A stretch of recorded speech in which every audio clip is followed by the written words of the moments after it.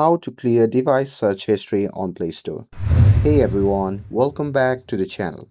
In today's video, I'll show you how to clear your Google Play Store search history on your Android device. So now without further ado, let's get started. So first thing first, open the Play Store app on your phone and make sure that you're logged in to your account. And now here, once you're inside the Play Store, just tap on the profile icon shown in the top right corner of the screen. And once you tap on it, a pop-up menu will appear. From that menu, just tap on settings, and after that you'll be prompted to the settings section. Now here in the settings section at the top, you can see the option labeled as general. So just tap on it, and after that a drop down menu will appear. From that menu, just tap on account and device preferences. And now here inside the settings, if you scroll down, there you can see the option labeled as clear device search history.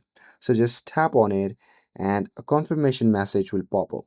From there, simply tap on clear history again, and that's it.